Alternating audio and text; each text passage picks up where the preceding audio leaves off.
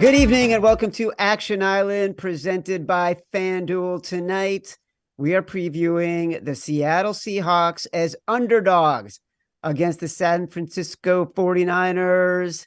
I got Simon Hunter, I got Gilles Gallant, I got Vegas Refund, all the experts. Why do we call the show Action Island? Because it's an island game. And each one of these experts is going to give me their favorite bets. We will vote to keep one bet on the island, and we will vote to kick off the rest.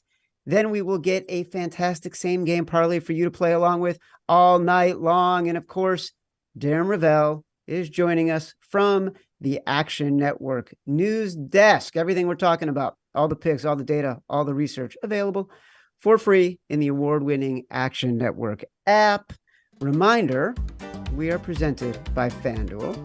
FanDuel is now offering same-game parlay insurance every day for Week 15 of the NFL season. If you miss one leg in your SGP, you'll get your bet back in free bets. And remember, you'll be able to use your same-game parlay insurance today, which is Thursday, as well as Saturday, Sunday, and Monday. Simon Hunter, what do you got? Yeah, what a treat this Thursday game is. A divisional game in December. The winner of this game, the 49ers, if they do win, they win the division. That's the best. It's the best, as good as we get in December on Thursday games. So looking at this matchup, let's start off with Lockett, anytime touchdown, plus 200. A guy that scored in 6 straight games is plus 200 to score a touchdown. I don't get it. And if you look back, every week, the sportsbooks have been hanging a big number on Lockett. Every week, they're like, okay, he won't score this week, and he just keeps scoring. Again, 6 straight weeks, Lockett has scored. And you can just, if you just watch the film, it's the chemistry with him and Gino. If Gino gets in any sort of trouble, it's not that he's looking for DK, because DK is usually getting the double. He's looking for Lockett. He's usually getting the single cover, and usually against a guy that he's like 7-8 years older than. He knows all the veteran tricks. He gets away from these corners and gets these long break touchdowns. So I love this matchup in a matchup that the 49ers like to run a zone. That's what they run. That's their bread and butter, is running a zone in the secondary. And we've seen teams that are fast take advantage of that. We saw with the Chiefs when they hung, 44 points against this 49ers defense. It's because they have these quick, speedy receivers. I mean, Juju had a huge game in that game. We saw a bunch of receivers just get open. I expect the same here at Lockett. At plus 200, a guy that has such good chemistry with his quarterback, I have to take that value.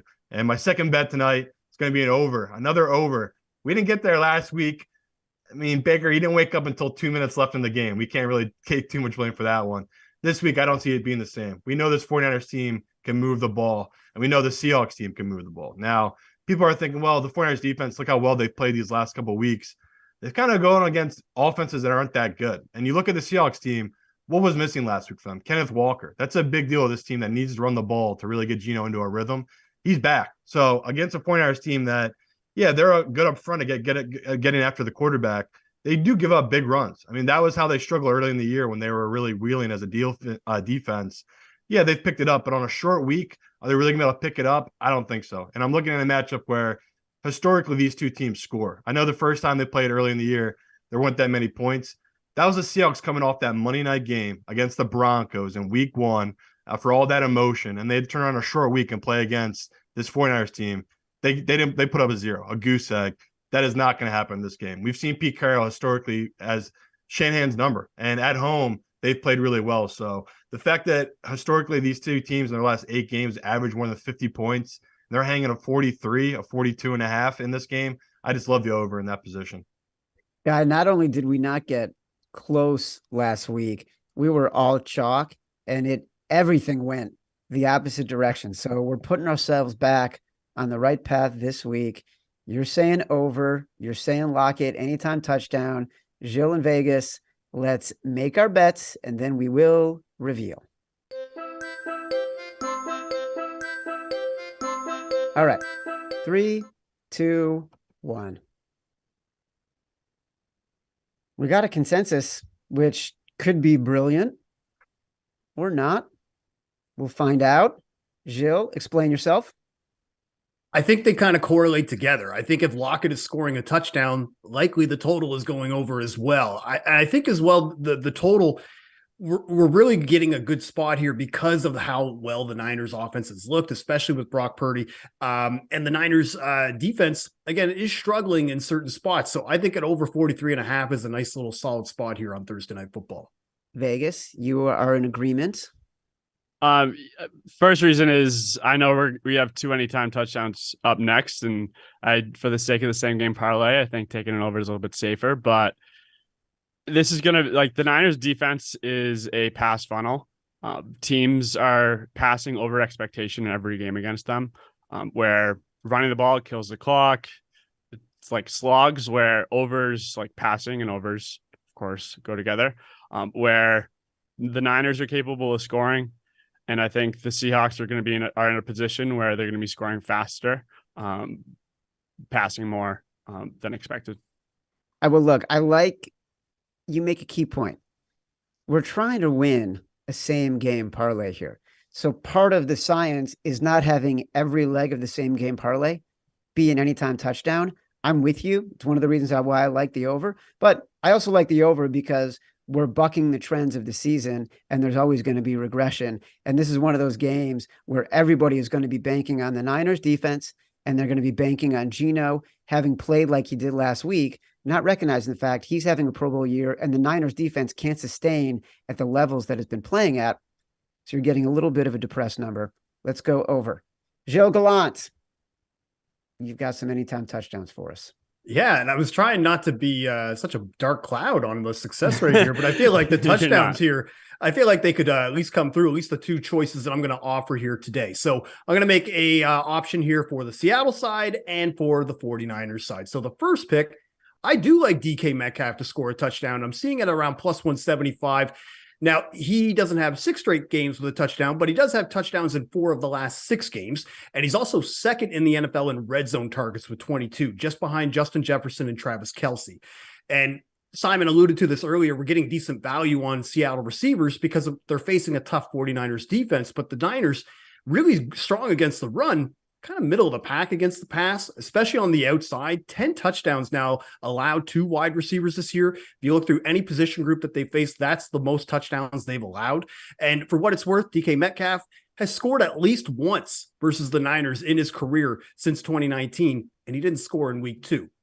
Now, on the Niners side, I love George Kittle to score a touchdown today at plus 220. He's been pretty hit or miss, but a great matchup versus Seattle because the Seahawks, they're bottom 5 in both receiving yards, touchdowns allowed to tight ends this year, and a backup tight end scored against them in week 2, which is a game that George Kittle missed in week 2 against the Seahawks, which I found very interesting. And Deebo Samuel is out, but it's a small sample, but I wanted to acknowledge this. In the last 2 games that Deebo was not played, Kittle has scored 3 touchdowns, and one of those games was in Seattle last year where he had 9 catches, 180 yards, and 2 touchdowns. So George Kittle and DK Metcalf are my 2 options for this same game parlay. All right, boys, let's make a vote.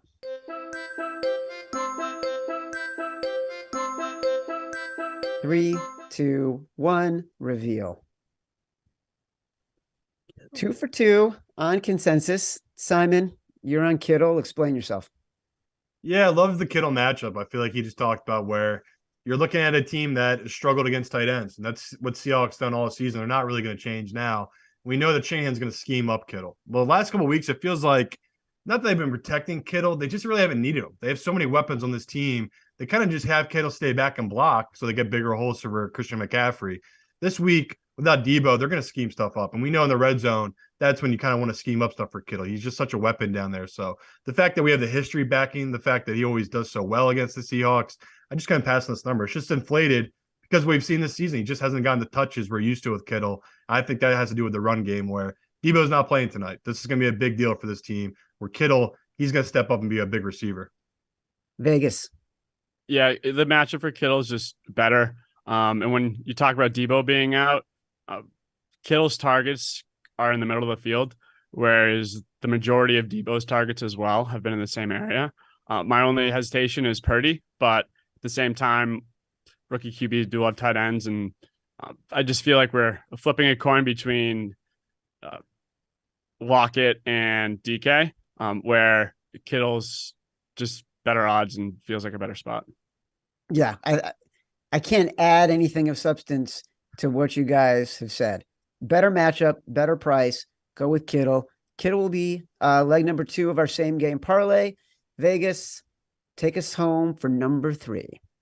My first one is going to be Christian McCaffrey over receiving yards, which I think it's at 39.5 right now, where since they traded for him, they've targeted the running back 29% of the time. And the Seahawks have allowed the 19th are 19th in the league in terms of targets allowed to the running back. I know it's the chalky superstar name again, which Devontae didn't work out last week. But in a game where you have a rookie QB first road test who is injured, in an offense that's run first with a lot of short dump offs, where I can see McCaffrey getting a lot of Debo's opportunities, whether it's the screens or whatever it is.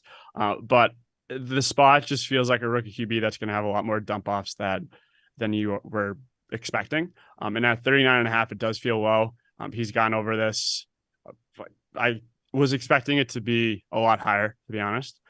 So 39.5 over Christian McCaffrey. And my second one is going to be the Seahawks, and we're going to be taking the points.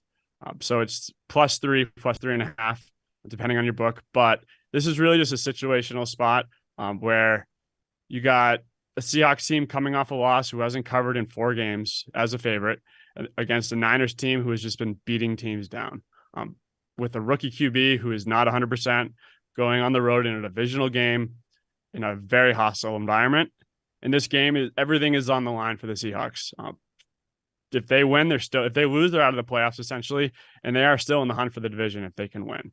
Where at +3, there aren't many arguments you can make for the Niners laying the points other than just them destroying teams, which it's the buy low, sell high. So Niners +3, +3.5. All right, Simon and Gilles, let's make our bets and we will reveal. 3, 2, 1. Well, we finally have a split. Gilles, since you are against us, why don't you go first? Yes, just dissenting from the masses here.